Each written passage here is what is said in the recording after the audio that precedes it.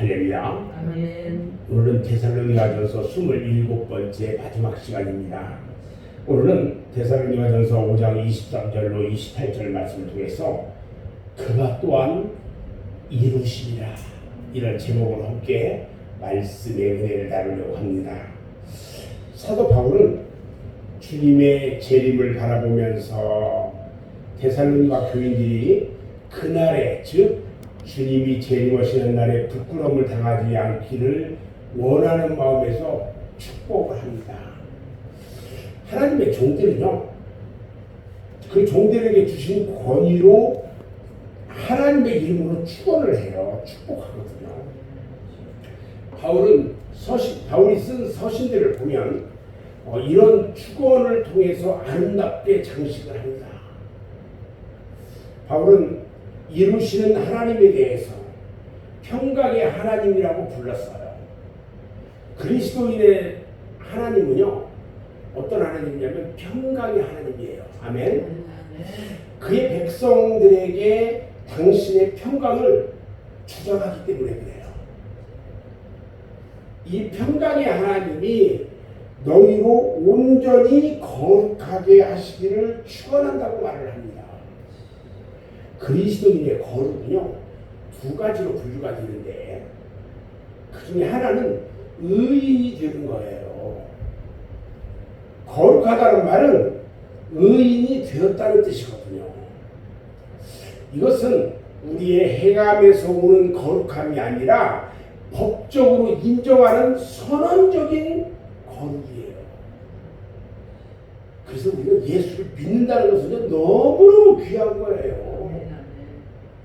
그리스도인들은 누구나 그리스도 안에서 이 같은 거룩함을 선언받았기 때문에 하나님 앞에서 의인이에요. 의인으로 우리가 선언받았기 때문에 다시는 우리는 죄인의 자리로 내려앉아서 율법의 정죄를 받는다든지 죄인으로서 심판을 받지 않는다는 거예요. 이게 축복이라는 거예요. 이게 축복이에요. 또 한 가지 거룩에 대해서 두 번째는요, 그리스도인의 성화예요. 성화. 이 성화라는 것은 그리스도인들의 생활 중에서 그 행위가 의롭게 상징되는 일이에요. 그리스도인의 성화는요, 성령의 인도하심과 순종의 생활에서 이루어져요. 그런데 이 성화는 결코 그리스도인의 의의 표준이 아니라는 겁니다. 어떤 성도들이건 만약 의로워지기 위해서 성화되는 생활을 한다면 그는 의로워질 수도 없으려니와 그의 행동은 마땅히 정죄받을 일이라는 거예요. 그 이유는 하나님은 그 어떤 이유에서도 믿음으로 얻는 의에 다른 의를 인정해 주지 않기 때문에 그렇다는 거예요. 믿음으로 얻은 의가 아니면 다른 의는 인정할 수가 없다는 거예요. 믿음으로 우리는 거룩해져야 한다는 거예요. 아멘. 성화는 끝날이 없어요. 왜냐하면 인간은요, 자기 행위나 생활로 온전한 성화를 이룰 수 없기 때문에 그래요. 그래서 성화는 하나의 생활의 표준이에요. 우리가 날마다 주님과 함께 주님을 닮아가는 삶을 살아가는 이 믿음의 생활. 조금이라도 벗어나려면 스스로를 다져야 돼요. 그리스도인은요, 그리스도를 영접한 그날부터, 내가 주님을 믿고 영접한 그날부터 성화의 첫 단계 걸음마가 시작된 거예요. 그리고 그 과정이 완성된다든지 중단되는 일이 없이 그 생애가 맞춰지고 주님 앞에 내가 설 때까지 계속된다는 거야. 우리는 날마다 그래서 성화되어가는 거룩한 삶을 살아야 된다는 거죠. 또 오늘 사도 바울은 말합니다. 신앙생활의 표적을 주님의 재림과 맞추고 있어요. 우리 주님의 강림하실 때까지 그들의 영과 혼과 몸이 흠없게 보존되기를 원한다고 했어요. 잘 들으셔야 돼요. 여기는 바울은요 인간의 구성 요소를 셋으로 구분을 했어요. 이것이 이 신학적으로는 삼분설이라고 이야기하는데, 삼분설이라는 뭐냐면 이처럼 인간의 요소를 영과 혼과 몸으로 구분을 하는데, 이분설은 영과 혼을 둘로 보지 않고 하나로 보면서 영혼이라고 부르는 거예요. 영은요 하나님이 인간에게만 주신 것으로 혼이나 몸과 독립된 존재로 여긴다는 겁니다. 영은 죽을 수 없는데 이 혼과 몸은 죽을 수 있는 것으로 여긴다는 거예요. 우리가 믿음으로 거듭난 것도 영이고 영생을 얻는 것도 영으로 보는 거예요. 영적인 것들이에요. 근데 혼은 생명체의 생명을 움직이는 생명력을 말하는 거거든요. 생명력. 그래서 짐승에게는 영이 없어요. 생명체에만 이 영이 있기 때문에 혼이 죽으면 몸도 죽게 되는 거예요. 그래서 인간 외에 다른 모든 짐승에게는 영이 없고 혼만 존재한다. 그래서 육체의 생명이 죽으면 모든 것이 다 소멸되는 거라는 거죠. 그런데 우리가 이 문제를 성경적으로 신중하게 생각해 볼 필요가 있어요.